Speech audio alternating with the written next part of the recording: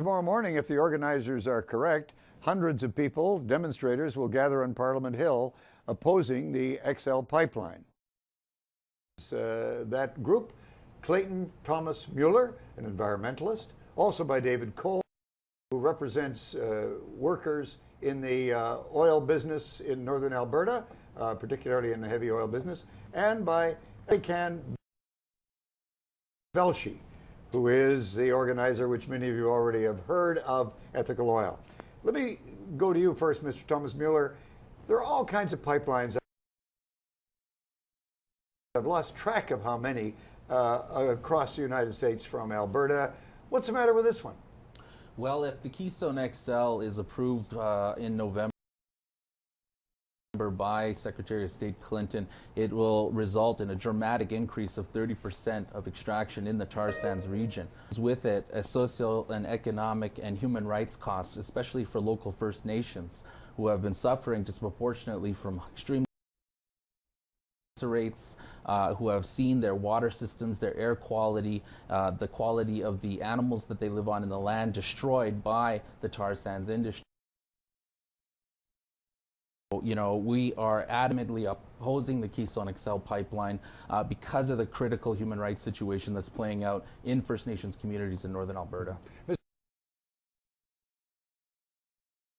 Mr. Coles, I think a lot of people are going to be puzzled at why a union leader is here opposing the construction of a pipeline. Well, this is the fifth year of our opposition. We've gone from appealing it right at the National Energy Board right up to the courts, and it's because it kills jobs, it's not good for the economy, and it's certainly detrimental to the environment.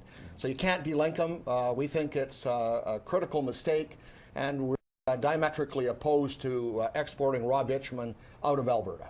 Mr. Velchi, I'm going to come to you for a moment, but first I want to show a clip of the controversial video you put out about ethical oil. Let's see that. We bankrolled a state that doesn't allow women to drive, doesn't allow them to leave their homes or work without their male guardian's permission, and a state where a woman's testimony only counts for a half of a man's. Okay, what's the answer to the criticisms these men are making, and why ethical oil? I mean, that sounds like that's the best argument you could come up with. It sounds like a bit of a mission of defeat. Not at all. I think the first point that I'd have to make is that when it comes to petroleum energy, people, businesses, and governments have a choice to make, and that choice is between ethical oil from places like Canada and its oil sands, or conflict oil from politically oppressive regimes like Saudi Arabia. In terms of the specific arguments that we've heard, not all unions are opposed to Keystone XL, quite the opposite. In fact, the union that represents journeymen and apprentices in the pipe fitting and plumbing industry has supported this because it's going to create tens of thousands of jobs directly on the sides of the border. And in terms of Aboriginals, the oil and gas sector is the largest employer of Aboriginals in the country, and they're Alberta, like the Fort McKay Band, that precisely because of the oil sands have close to 0% unemployment. So this is a win for Canadians, this is a win for workers, it's a win for Aboriginals. Bilateral relationship. So for me, Keystone XL seems like a no-brainer, especially because it's going to wean us off our dependence on conflict oil. Both to 0% unemployment. So this is a win for Canadians, this is a win for workers, it's a win for Aboriginals. And it's a win for a bilateral relationship. So for me, Keystone XL seems like a no-brainer, especially because it's going to wean us off our dependence on conflict oil. So to both of you, it sounds like there's no unity among the opposition. Well, I think that those claims are absolutely ludicrous. You know, bottom line, Canada imports oil from OPEC. You know, if the Keystone XL is built, I mean, you know, the government that my colleague here has been attacking, the Saudis, will stand to benefit economically from it as well, because they own one of the refineries down in Port Arthur, Texas. You know, I mean, the reality of it is that Indigenous in northern Alberta, you know, have been locked into a situation where they have to choose between their fundamental human rights, protecting their way of life, protecting their relationship the sacredness of Mother Earth or working for the oil sands sector. What we are advocating for is bottom line. We have to end, our dependency on a fossil fuel regime. We have to invest in new technologies and create local green jobs for First Nations and for workers that are working in the oil sector. I would ask the Prime Minister and my dear friend and anyone involved with that silly term ethical oil just to cut it out. I mean, the XL pipeline is unethical because it is going to sell oil. I would ask the Prime Minister and my dear friend and anyone involved with that silly term ethical oil just to cut it out.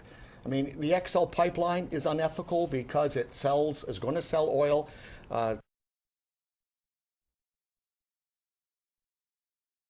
to the state-owned refinery in Port Arthur, Texas. It doesn't make any sense to use that shallow argument when, in fact, Canada has trade agreements with the Saudi regime, so you can't sort of suck and blow at the same time. These are issues that should be debated in the House of Commons, not use spin as a reason why it should go ahead.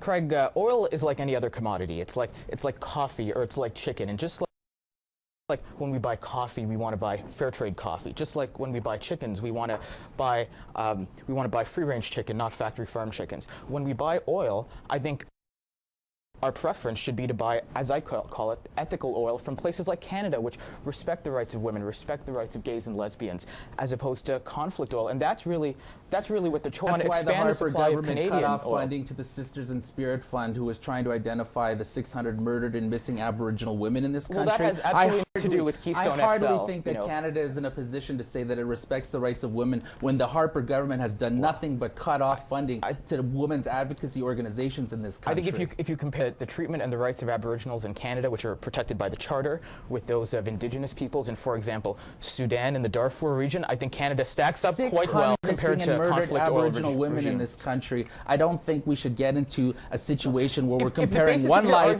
to another Canada life. is no better than Sudan or Saudi Arabia, then a ridiculous argument. That's a ridiculous argument, and it's obscene. It's really don't spin it. Don't spin it. You're going to sell oil to the refinery that's owned by the state of Saudi Arabia, and that's.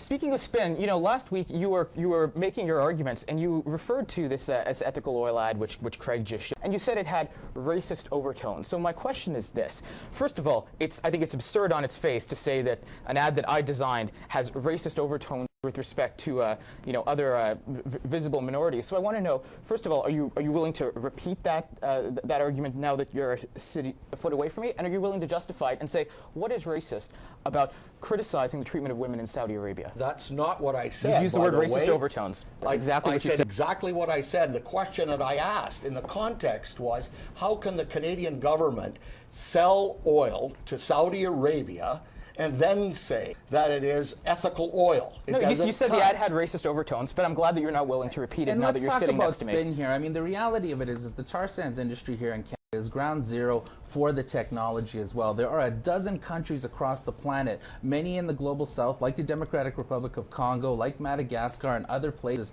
that are looking to the private sector oil sands industry here in Canada for their technology. And the bottom line is what the Keystone XL pipeline represents is the hardwiring in outdated technology, outdated energy source for the next 50 years in the world's biggest energy market in the United States. And we have to stop that. We have the technology to move to a zero carbon economy.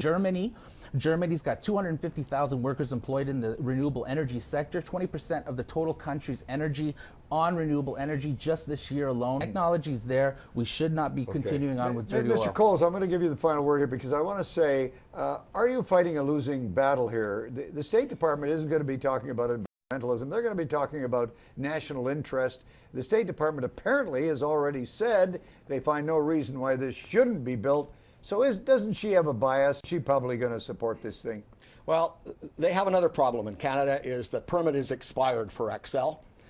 There has been no construction. It was committed. It had to be done by March. The Harper government has the right now, I think, to do the right thing, and that is to review this, put it in the House of Commons, put it before the Resource Committee, and let's have a big debate on whether this is good for Canada or not. Gentlemen, thank you for coming in. I've got to wrap it up. I appreciate the time all of you are giving us this Sunday.